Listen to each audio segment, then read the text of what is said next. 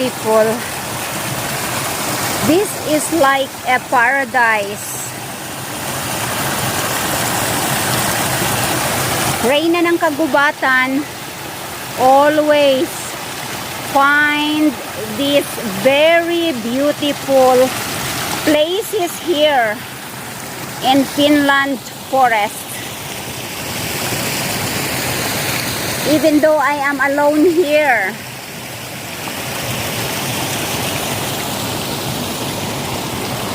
it is really good feeling to be here in the nature, especially you see this beautiful crystal water and the good sounds of nature and happiness.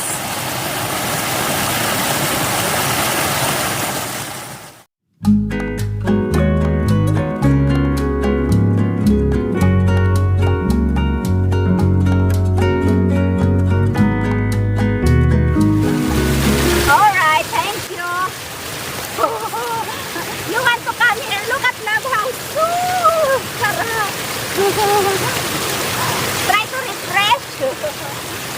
Wow! I tried to taste it. It's really good. Really clear.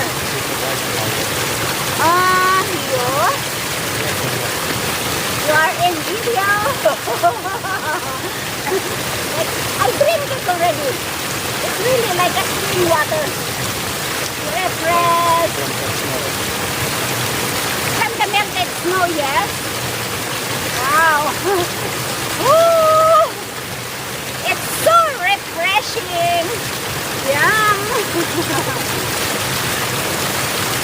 Ooh, it's so cold. Yeah, have to get a little cooler because we are climbing up still there. So, as you see,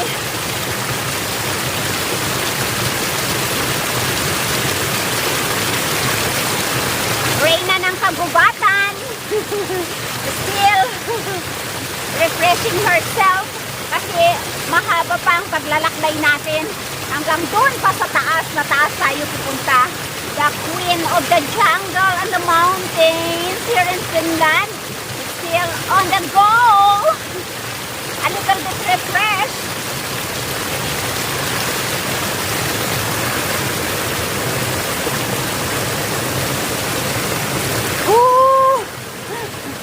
So hopefully the mosquitoes don't bite me.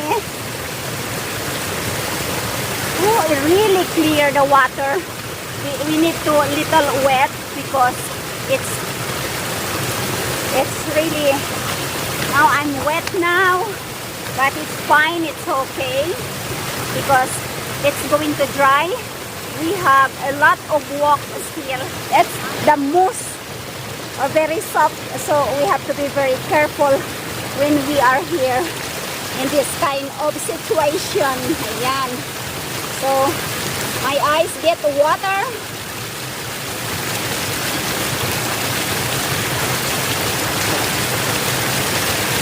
A little bit blow. Hi everyone! Here. Crystal water. Look guys. How so really clean. It's really clean. I need more cool because it's really much humidity now here. Napakainit na. Mabuti na lang, so lucky. There are so many clouds now covering the sun. So it's a little bit cooler to walk here in the mountain. It's a drinkable. Really good. It's like a spring water because these water are from melted snow there in different kind mountains of Finland.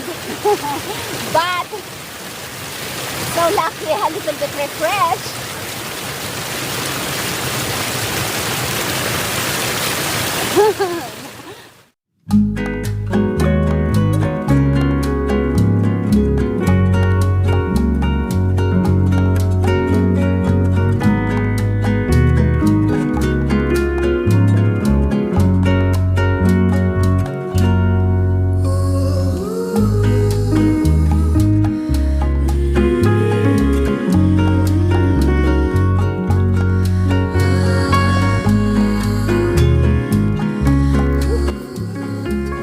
down for a while here in this beautiful forest.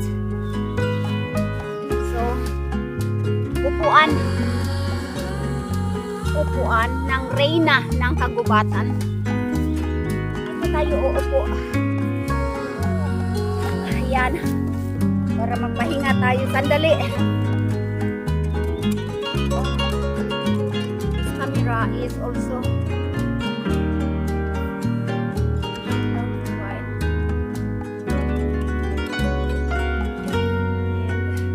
refresh.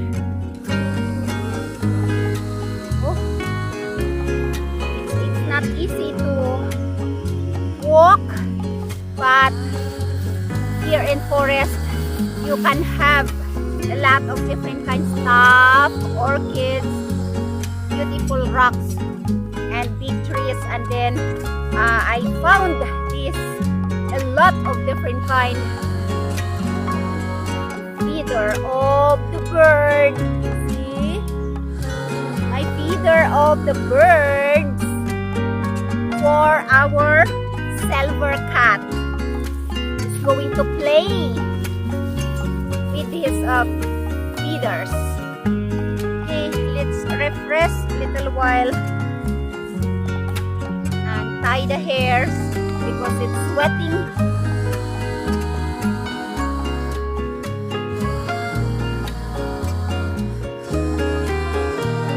I can still smell the Lancome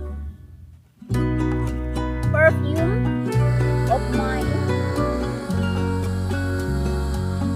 Hello everyone! To all mga palanggas, mega love shout out to all of you guys.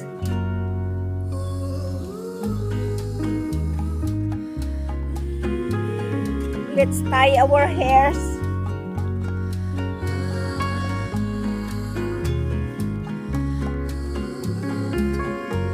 It's so much sweat here.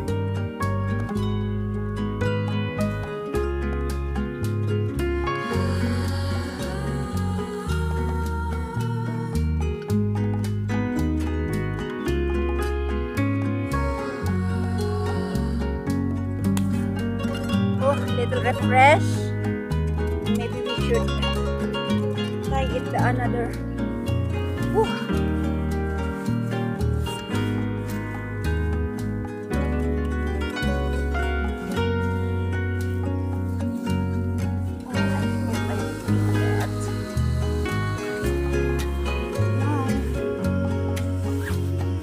Wala dito.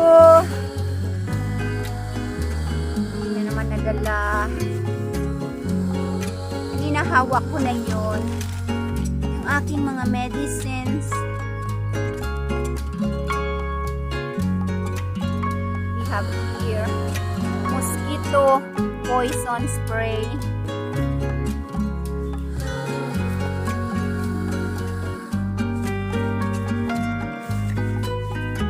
power bank. Okay, I don't bring that. Somewhere out there.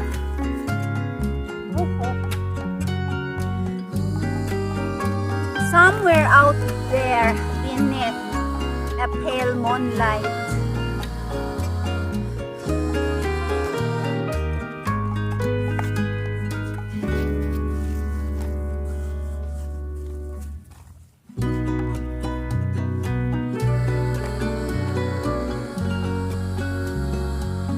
Hopefully the rain don't come, lalab. Okay. Yeah. Yeah, I will come there. Mag-retouch ako because I been sweat. Oh God. Refresh again there in the waterfalls.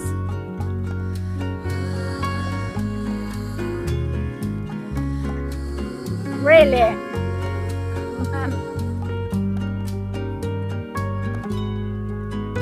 Yes. As my lalab said, This time because we are here in the forest, and it is very easy to forget the time that we don't never know that it's already, because enjoying of walking here in the forest, so we don't never think that evening anymore, because here wala nang gabi, panay araw na lang. So di na namin namalayan na wow, morning na ulit pala. Mag-retouch ang reyna ng kagubatan dahil siya ay binawisan.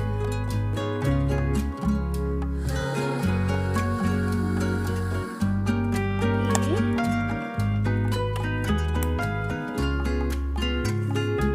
So kapag naglalakad tayo guys sa forest or anywhere, huwag natin kalimutan magdala ng mga importanteng kailangan natin kapag masikat yung araw. Kailangan magdala tayo ng sunglasses kasi dito sobrang taas mga palangga ang ultraviolet or ultra UV, ultraviolet ng sun rays. Kaya kailangan natin mayroon tayong